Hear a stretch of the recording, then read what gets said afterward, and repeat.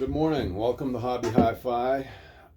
Thank you for my loyal subscribers. I think I'm up over 100 subscribers now over the year. And today I wanted to, first of all, apologize for my slovenly appearance. It's getting cool up here in Maine, and so I generally wake up in the morning and keep my robe on and wear a hat and try to keep the temperature down in the house. But yeah, I'm trying to accommodate some of my subscribers by being a little more interactive. I've taken some videos on some of my products and sort of had the camera trained on the amp or whatnot, and for 5 or 10 or 20 minutes, and it's not very interactive. So I'm going to try to be more interactive with you, which means, you know, being more on camera. And so I'm going to attempt to satisfy some of my listeners and be a little less boring. So welcome. Today is the last day of the year, the first day of the year. Today is January 1st, 2025. So Happy New Year to everybody. I apologize for not being more, providing more content. I sort of been busy at work and not producing a whole lot of content. So I'm going to try to start off the year with a little bit more of a drive for a consistent, maybe weekly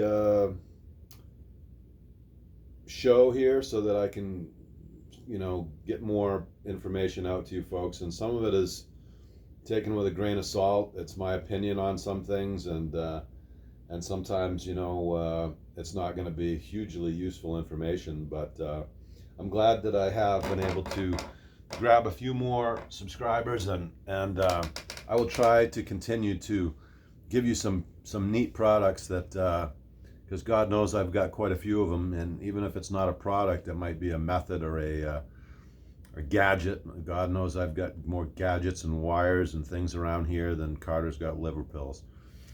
So today I'd like to introduce you to the Cambridge Audio s30 speakers. And these, I believe, are 10 or 15 years old now. These came out quite a while ago. And Cambridge Audio has been one of my favorite manufacturers for a while. I always say that, you know, I love NAD, I love Rotel, I love, you know, Accurus and Proton, and, you know, funky brands like that. And this is another one that I thoroughly enjoyed. Now these are sold, so I'm going to have to package these up and get those ready to be mailed out. But before I did, I thought that I should share a couple of interesting things about these fantastic little speakers. These probably went for $200-300 when they were new. So now you can probably pick them up on the used market for $150 for a pair in good condition. Strangely, this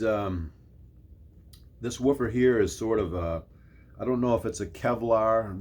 It's a woven type of fabric, or possibly a plastic type of material, which is pretty rugged, and it's a rubber suspension, rubber surround, which is always my preference because they seem to last almost forever if they're taken care of.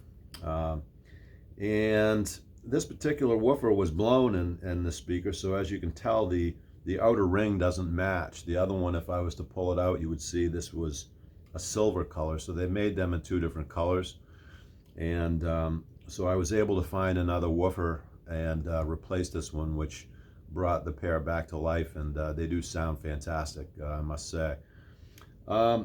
So I think I had trouble with one of the tweeters too, and I'm not quite sure whether I overdid it one day, but I was able to find another tweeter as well. Actually, I think I went to Cambridge Audio itself and got a pair for Maybe I just got one. I think it was relatively inexpensive though, $30 or $40. So some of the parts are still available from Cambridge Audio, which was interesting.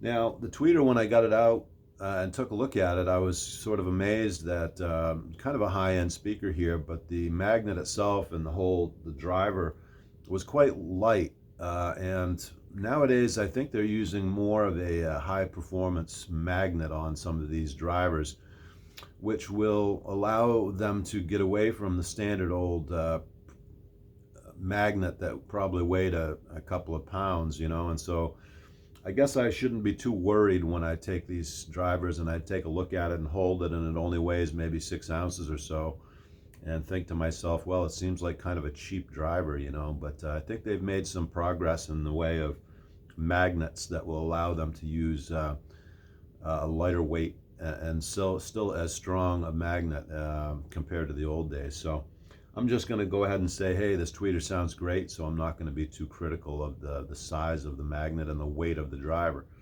The other thing that's curious about this, as you notice, there's a little silver apparatus in the middle of the driver here, and this is what's called a phase plug.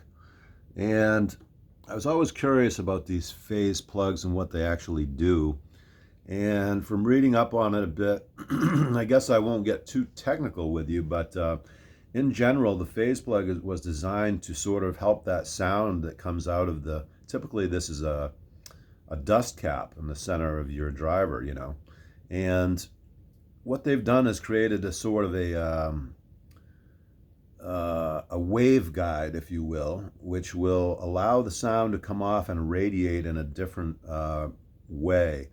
So the sounds that come off a lot of times on a standard woofer without a phase plug will sort of hit each other, and the frequencies may become a little bit more muddied.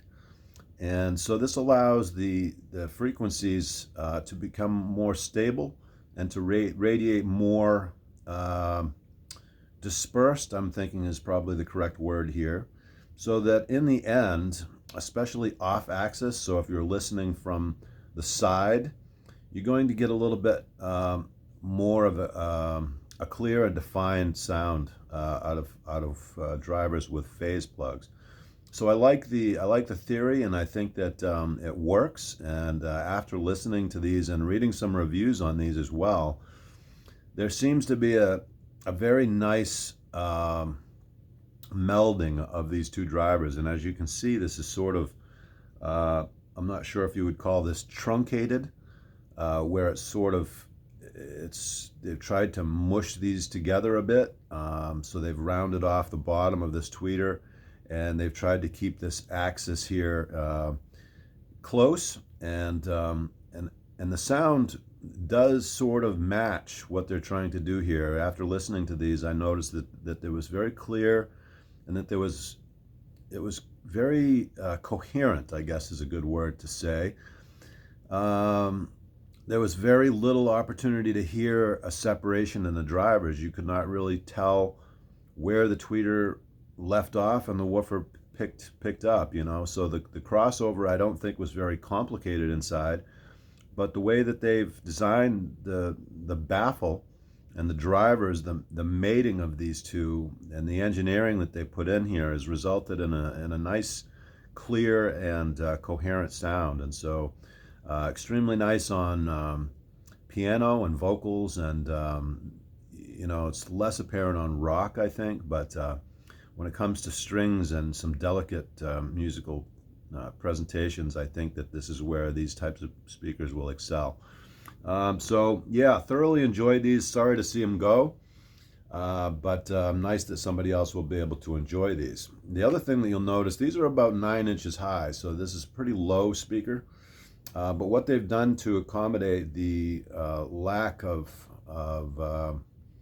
cubic inches is they've extended this. As you can see, it's nearly a foot wide, or deep rather. So they've accounted for, instead of made this sort of a different shape than a lot of speakers, which are taller and shallower. So they've allowed still a nice box size, and the result of this is that you do get a good amount of bass out of these. These are ported in the back.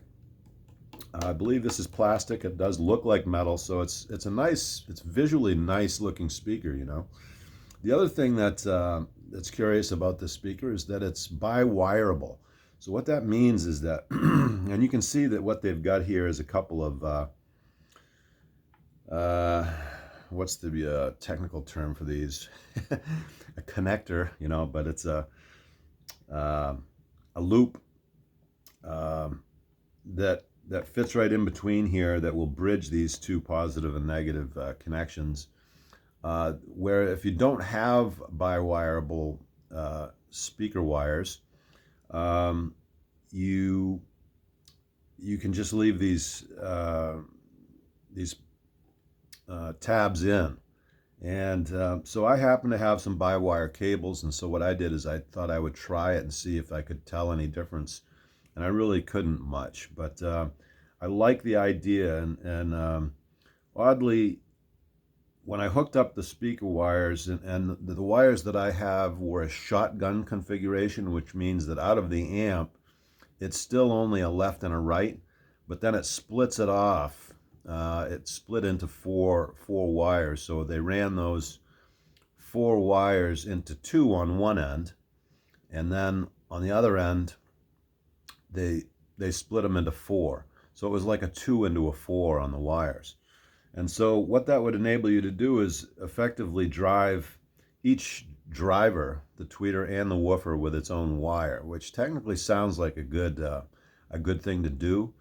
The wires can be a bit pricey if you're looking, you know, unless you want to have a bunch of wires, you know. So I ended up investing in some canary wires that were made to sort of, you know, that had the 4-wire configuration right within the 1 wire, and then split them out so it still looked good. But if you've got to run 4 different wires, of course you're going to notice a little bit of messiness in the back. But that's an interesting design. At least it's an opportunity for those of us who want to try to get a little bit more picky to see if we can tell a difference in a bi-wire configuration. But well-made pair of speakers. They look nice. It's your typical vinyl wrap. And the only other thing I wanted to share with you before I do let you go is that the grills have these funky little tabs. You can see here, and they're just plastic, and these have a tendency to break off. And so unfortunately, when I got these, at least one of these tabs had broken off. So you can see here, this one had broken, and what I decided to do, and I called the customer and I said, or I texted him rather, and I said, well, it looks like some of the pins have broken off the grills, and the grills are still in good shape. So it's not like, you know, I wanted to just cast them aside. And these types of things can be hard to find too. So I wanted to make sure to address the situation. But the only fix that I could come up with was to fix some little Velcro dots. And so what I did is I just substituted those on the top and the bottom for the pins, and then I put the corresponding dots on the, have I done that? Yes, I have. Hard to see because they're so translucent, but I put the corresponding dots in their place to match the ones on the grill that had broken off. And I think that they were just a little bit too low profile, because when I went to attach these, they didn't quite grip as well as I thought they were going to. So I'm not quite sure if maybe some thicker Velcro was the answer here. But it's unfortunate that some of these grill pegs do get broken off, and so it's going to be kind of tricky for me to pack these. Whoops, I've got that upside down. No wonder it's not going on right. Ha. So it does hold on there, but I'm afraid that in shipping, it's going to be difficult to get it to stay. So I'm going to have to try to wrap that somehow, but better than it was. Thank you for listening. I hope you have a new year that is full of enjoyment, musical, and thank you for watching, and I appreciate your time.